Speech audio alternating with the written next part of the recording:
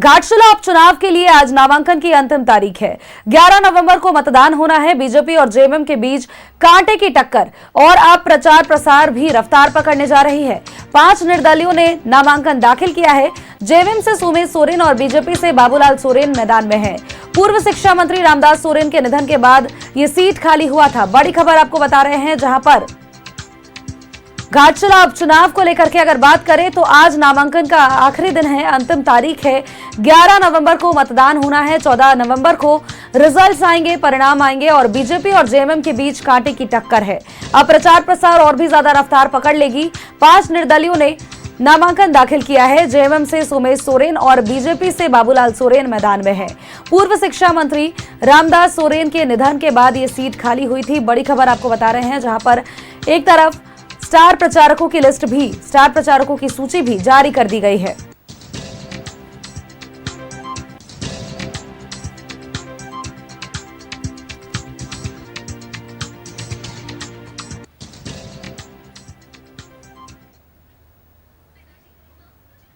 दीपावली के बाद घाटशिला उपचुनाव में प्रचार प्रसार जोर पकड़ने वाला है और दोनों ही खेमे पूरी दमखम के साथ तैयार हैं।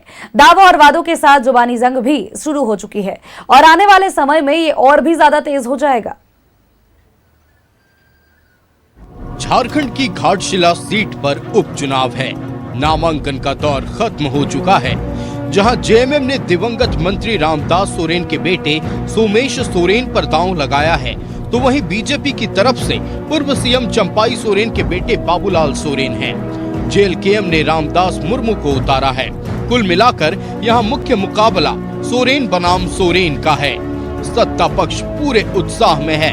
साल 2019 के बाद हुए 6 उपचुनावों में 5 में जीत के रिकॉर्ड को बढ़ाना चाहता है। यही वजह है कि सीएम हेमंत सोरेन ने यहां तक दावा कर दिया है कि विपक्ष चाहे तो 1 नहीं 2 दर्जन पूर्व मुख्यमंत्रियों की कतार खड़ी कर दे। हर चुनौती से पार पाना सत्ता पक्ष को बखूबी आता है। 1 दर्जन क्या, तुम 2 दर्जन भी लाओगे तो इस राज्य का अकेले मुख्यमंत्री उस पर भारी पड़ेगा। यहाँ का मुख्यमंत्री हम नहीं, यहाँ का मुख्यमंत्री सामने बैठी जनता है। उसका ताकत ही मेरी ताकत है और इसी ताकत के बदौलत हम ऐसे लोहा लेते हैं। चलिए ना, साइड हो गया। तो ऐसा लग रहा कि आपने अपने आग के गोले जुबान से फेंकेंगे।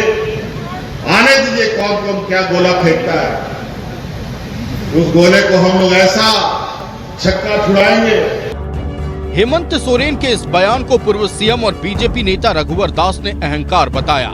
रघुवर ने कहा, सरकार ने पूरे तंत्र को घाटशिला में लगा रखा है।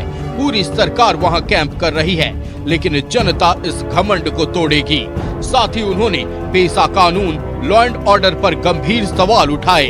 मानता हूँ कि हार जीत से इस चुनाव, इस झारखंड की राजनीति को कोई फर्क नहीं पड़ता, लेकिन 6 वर्ष के कुशासन के कारण पूरा झारखंड आज परेशान है। झारखंड का युवा रोजगार के लिए दर दर भटक रहे हैं। कानून व्यवस्था का स्थिति, शर्म की बात कोई सरकार को होनी चाहिए कि मुख्यमंत्री आदिवासी होते हुए भी जितनी आदिवासी बच्चियों का बलात्कार हुआ, महिलाओं का बलात्कार हुआ, इस सरकार को तो शर्म से डूब जानी चाहिए। जो महिलाओं का, बच्चियों का सम्मान नहीं कर सकता, उसे कोई नैतिक अधिकार नहीं है सत्ता में बने। घाटशिला उपचुनाव में सियासी बिसात बिछ चुकी है। वार पलटवार का दौर चल रहा है। ये तो शुरुआत है। जैसे जैसे प्रचार प्रसार अपने चरम पर पहुंचेगा, जुबानें और तल्ख होती जाएंगी। 11 नवंबर को जनता अपने उंगली का कमाल दिखाएगी और 14 नवंबर को साफ हो जाएगा कि किसके दावे में कितना दम था। न्यूज़ 11 भारत के लिए जमशेदपुर से प्रभात की रिपोर्ट।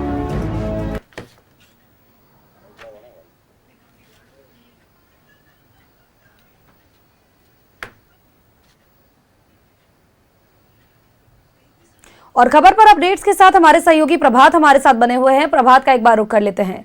प्रभात, घाटशिला विधानसभा चुनाव को लेकर के सरगर्मी काफी तेज हो गई है और बड़ी अपडेट फिलहाल तक के लिए अगर बात करें तो यह है कि आज आखिरी दिन है नॉमिनेशन का, नामांकन का।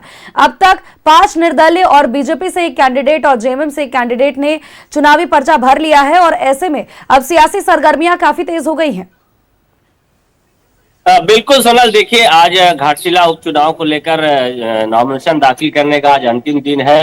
इससे पहले भारतीय जनता पार्टी और झारखंड मुक्ति मोर्चा के दोनों ही उम्मीदवार बाबूलाल सोरेन और स्वर्गीय रामदास सोरेन के पुत्र सोमेश सोरेन ने भी नामांकन 17 तारीख को दाखिल किया था और उसके बाद से निर्दलीय प्रत्याशियों ने 5 निर्दलीय प्रत्याशियों ने अपना नामांकन दाखिल किया है। लेकिन आज के बाद, क्योंकि कल दीपावली था और आज से 21 तारीख के बाद से लगातार जो बड़े नेताओं का सभाएं है, जो जनसंपर्क है, वो चलाया जाएगा दोनों ही पार्टियों के द्वारा। चाहे वो झारखंड मुक्ति मोर्चा की बात करें या फिर भारतीय जनता पार्टी की बात करें। झारखंड मुक्ति मोर्चा की ओर से मुख्यमंत्री हेमंत सोरेन, गांधी के विधायक कल्पना सोरेन समेत तमाम जो विधायक मंत्री हैं वो लगातार आज से क्षेत्र में भ्रमण करेंगे, जनता से जाकर मिलेंगे। वहीं अगर आप भारतीय जनता पार्टी की बात करें तो भारतीय जनता पार्टी चुनाव को लेकर बाबूलाल मरांडी, आदित्य साहू, जमशेदपुर के सांसद विद्युत वर्मा, तो तमाम जो भारतीय जनता पार्टी के बड़े नेता है लगातार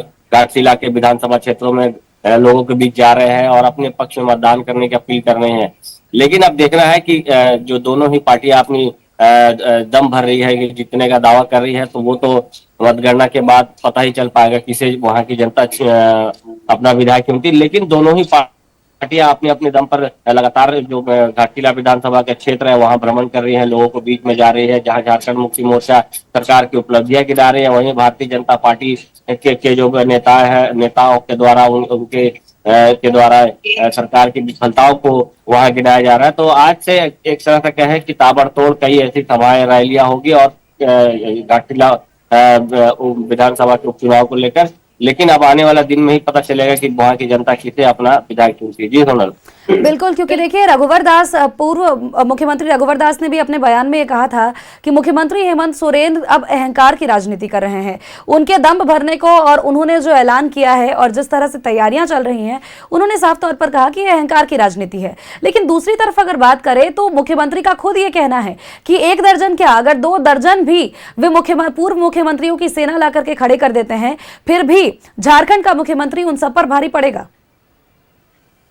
बिल्कुल, देखिए सोनल, 17 तारीख को जब नॉमिनेशन दाखिल किया था झारखंड मुक्ति मोर्चा के प्रत्याशी सोमेश सोरेन ने, तो जब जनसभा का आयोजन किया गया था उस जनसभा में राज्य के मुख्यमंत्री ने अपने संबोधन में यह कहा था कि भारतीय जनता पार्टी के जो है 1 दर्जन से ज्यादा मुख्यमंत्री यहाँ कैंप किए हैं तो उसको कोई फर्क नहीं पड़ता है, क्योंकि एक मुख्यमंत्री ही काफी है, उन्होंने अपने ऊपर कहा था। तो वही उसके जवाब में राज्य के पूर्व मुख्यमंत्री रघुवर दास ने कहा कि यह अहंकार बोल रहा है पार्टी का। जिस तरीके से मुख्यमंत्री ने जो बयान दिया है वो कहीं ना कहीं आने वाले समय में जनता उनको जरूर समझ सिखाएगी, क्योंकि जिस तरीके से बयानबाजी हो रही है, उनका साफ कहना था राज्य के पूर्व मुख्यमंत्री के कि अब तक पेशा कानून क्यों नहीं लागू किया गया, जब केंद्र सरकार नहीं करती तो झारखंड में अब तक क्यों नहीं लगे। बहुत सारी ऐसी बातें हैं जो डेमोग्राफी की बात की जा रही है, जो किस तरीके से बांग्लादेशी आके बस रहे हैं उस पर नहीं बोला जा रहा है, धर्मांतरण हो रहा है उस पर नहीं, खासकर जो बेटियों की, जो आदिवासी बेटियों की जो बलात्कारें हो रही है, हत्याएं हो रही है, उस पर क्यों नहीं जवाब देते। तो इसको लेकर दोनों ही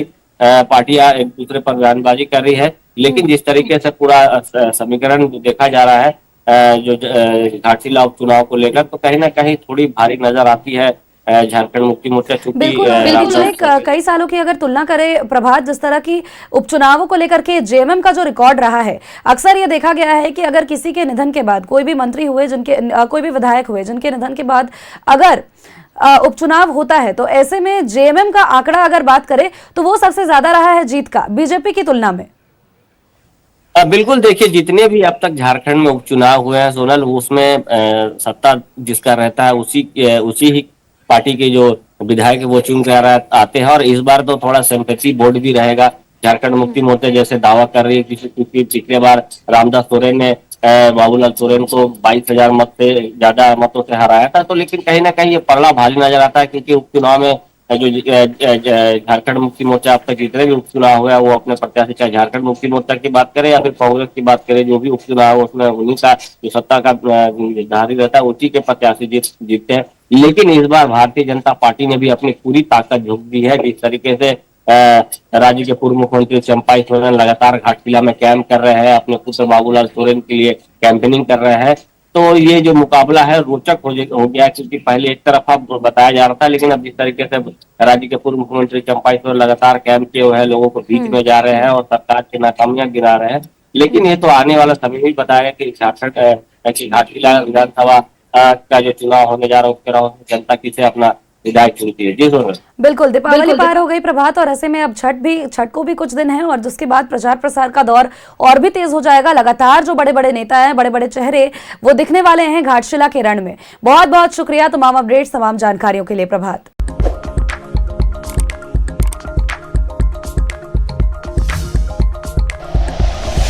like and share videos, subscribe करें हमारा चैनल और प्रेस करें बेल आइकॉन। न्यूज़ 11 भारत, सच है तो दिखेगा।